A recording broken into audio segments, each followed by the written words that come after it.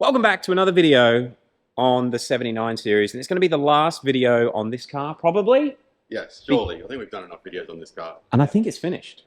It's finished. The kit's finished. That means, guys, we've got the retail kits worked out, and that means today, 6:30 p.m. Does that sound like a nice time to let everyone buy the kit? Nah, Sure. six. Six. Well, you'll find out shortly. You're going to be able to actually purchase one of the 8Speed.au Landcruiser kits. And we want to show you guys what's happening, because with the first 10, it's going to be a little bit special. We're going to take our time with them, and we want to make sure that there's not things that we can improve on when we start pumping these out in bulk. So the first 10 people, just be aware of that. It's not going to be a fast process. So what are people buying today? Gearbox kit for Landcruiser. Thank you, $24,000. Come and have a look. Come inside.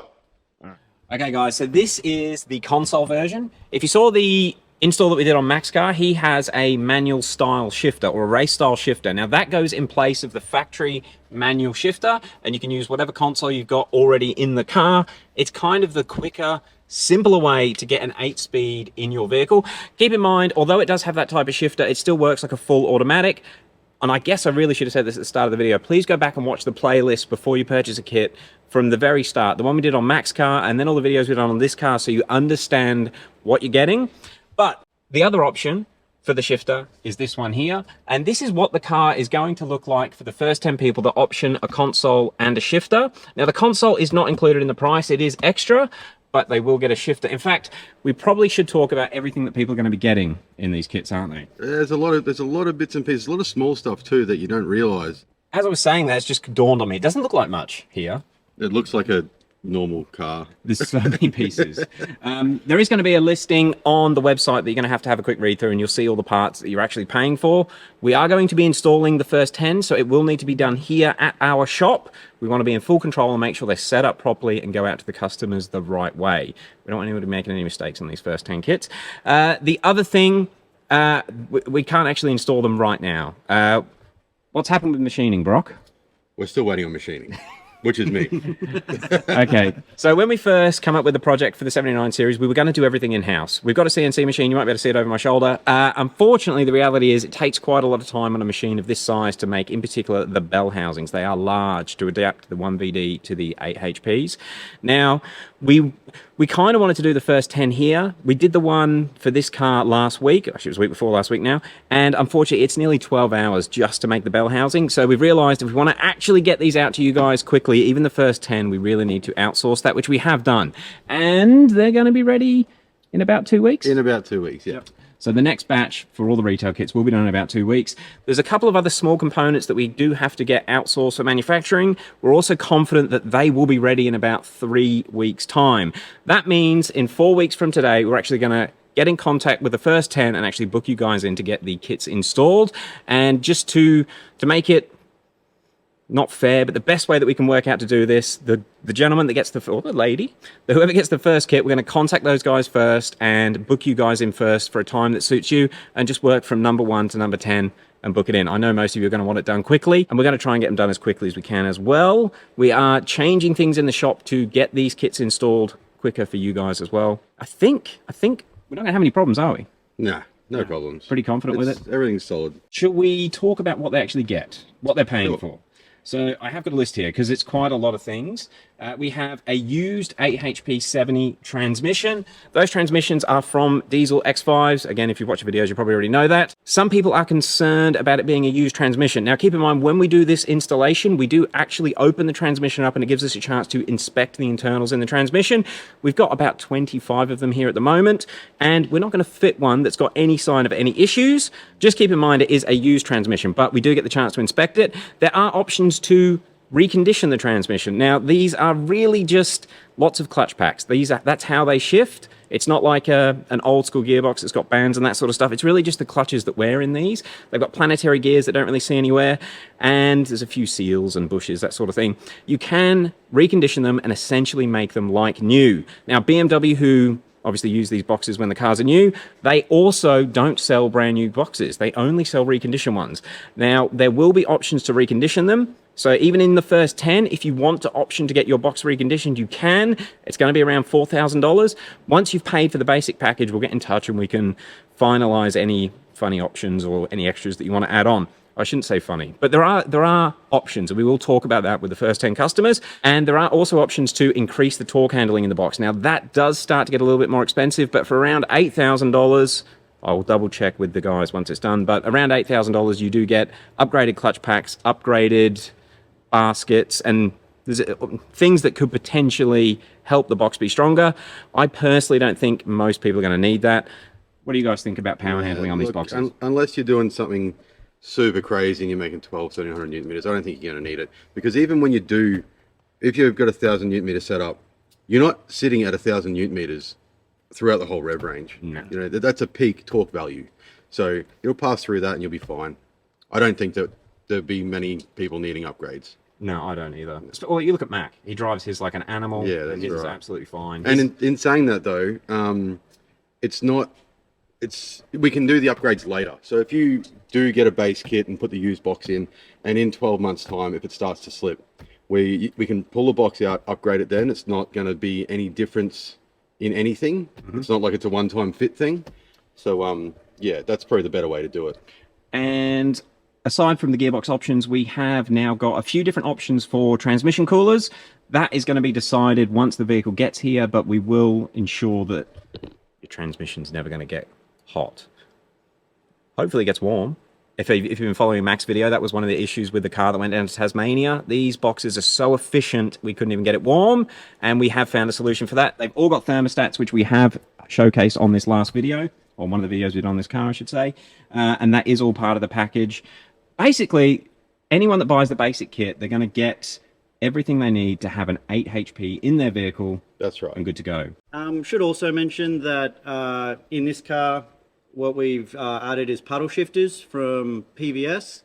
They work seamlessly, so you can manual shift it while full driving without having to take your hands off the wheel. They work really good. I've been testing those, towing, and just driving it around. And You can also drive around like a race car.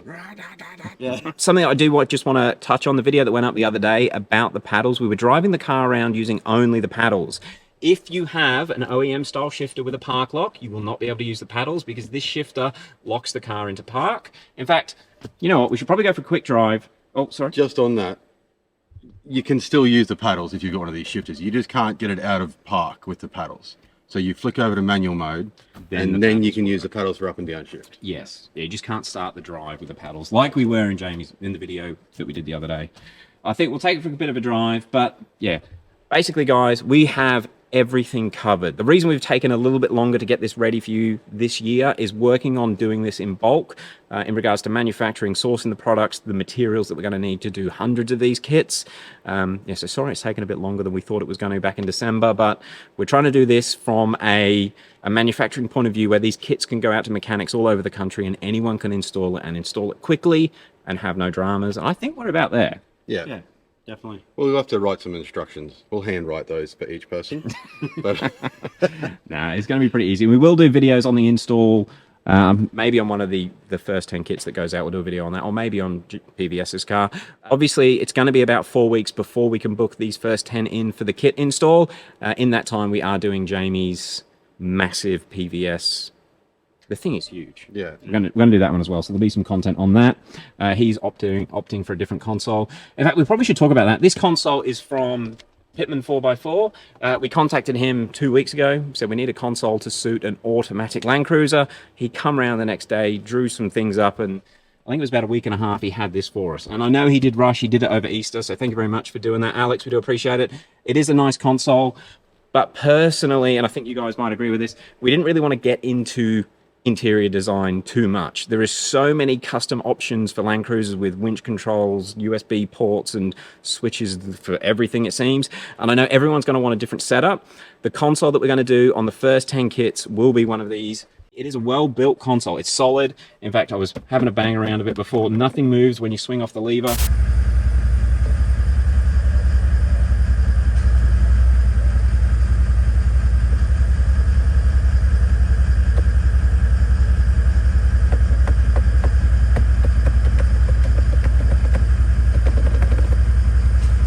I do quite like it, but it is another $1,390 over the base kit price. In the base kit, you will either get the sequential shifter that's in Mac's car, or one of these shifters and a mount to mount this shifter into a Landcruiser, as well as the lovely billet plate, which young Brock made yesterday. Yeah. It's really nice. We were all really happy with how that came out, and it has got the logo on it. All right, I think that's covered everything. Obviously, if you've got any questions in the comment section below, check out the listing where we will clarify everything that you are purchasing. And yeah, have you got anything to say to the first 10 customers? Good luck. They're going to go pretty quick, I think. So jump on that website. And yeah, thanks everyone for the support through all this, all the words of encouragement. We know there's a lot of people that want these kits. I think there's 550 on the waiting list today. And we want to try and get as many as we can, as many of those 550 people kits this year. You didn't want to ever go home, did you, bro? No. I'm actually going to move in here. I've got a swag. All right. Let's take it for a quick drive. We'll show you what this thing's driving like now. It has had further refinement from the previous videos, and obviously we've now got the full BMW shifter, and I want to show you how solid it is in this console. Let's go for a spin. All right, Dan. Actually, let's just talk about it quickly. The console that we're going to use from Pitman 4x4, it does encapsulate, is that the right word, the low-range shifter. I don't think we've mentioned it since the first video we did on Mac's car. Yeah. To use low range with this setup, all you have to do is put the transmission in park and then adjust your transfer case. Yep, just to stop the transmission spinning. Obviously with autos, there's a little bit of load that's on the output shaft, so neutral doesn't do it. It needs to go into park to slow the trans down enough that you can change from high to low. And then you can drive it normal. You can let it go through all 8 gears in low range. It doesn't care. But yeah, you just can't change it if the output shaft and the transmission is spinning. You're in reverse. I really love this car. So Dan's probably done most of the test driving in it. Test driving, that's probably not the word. Development. Yeah, in fact, you even said your other half got to drive it yesterday. She did. She drove it home last night. We went out in it, and yeah, other than her regular complaints of the power steering being heavy and just normal Landcruiser things, she had no issues at all driving it. You just put it in drive and it drives. And I know I've mentioned it in a lot of comments where people have asked, but cruise control still works absolutely fine with this setup. So you can still use cruise control, that's no issue at all. Cruise control will obviously stop if you put your foot on the brake. In regards to integration with our controller and the vehicle, everything's pretty much spot on. Even get reverse cameras. We are also, something that we'll talk about in future videos, but everyone is going to get an option to tell us what their vehicle is, and we can obviously set the transmission controller up to suit that vehicle. Vehicles that carry no load, like this thing, I suppose it's got a bit of load in it, yeah. But we can set up different tunes for different applications. That is no problem. We are... I did ask in the video that went up last weekend, how many modes do you want for shifting? And I think 90% of people just said 3 modes is fine. And you get all of those 3 modes with the standard OEM style shifter. I think we got it all covered. But we can pretty much do anything. Yeah. And we're driving. This is a really, really nice car, this 79. Big shout out to David for giving it to us and letting us have it for God knows how long, so we could really refine the low speed driving and get the transmission tuned 100% to make sure it feels as much like an OEM setup as possible. And not just an OEM, like the European stuff that we're used to. You had a nearly $200,000 X5 which had this gearbox in, and we all had goals to make this feel like those cars, like those high-end expensive Euro things. And hopefully you saw Jamie's reaction. He just kept saying it feels like his wife's Porsche. It's kind of weird. It drives like that. A lot of people have mentioned torque converter lockup. We've done some tuning and programming on that from the base settings, and it's mint. It locks up really, really quickly and it stays locked up. Yeah, which is really good. Really helps with temps. I used this to tow out to the racetrack yesterday for some race customers, and it just faultless. Just absolutely beautiful to drive, even fully loaded with a trailer. Start all the gear in the tray of the ute and it just laps it up. All right. Dan, I think the one thing we've got to show them is putting it into sports mode. Yep. That's the one thing we haven't shown. Can you do it? There we go. The little green light moves across to the S, and that's sports mode activated. And then from there you can obviously use the paddles if you like to change up and down gears manually. So now we're in 7th, As we slow down, we can use the paddles to go down. And obviously you can use the shifter as well to change gears. And then if you like, you just pop it back across and it goes straight back into drive and drives perfectly. I'm really proud of this. I mean, it's pretty much been 5 months of our lives to get to this point. Yeah, look, I'm also really proud of the whole setup, from concept to manufacturing, and everyone's reaction so far has been really, really positive, and oh, I love it. It's absolutely amazing. I guess we better go get some lunch. I'm going to end the video off there. I know it's long enough. Thank you to everyone that buys a kit today. We appreciate that you got faith in us, really, and you're going to trust us to get your vehicle as good as this one.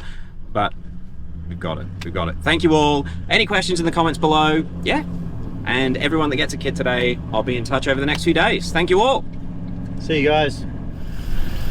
I just think it's funny that we did the same with Mac's car on his test drive. Does it work in a drive-through? It's very important. So far so good. It is working in the drive-through.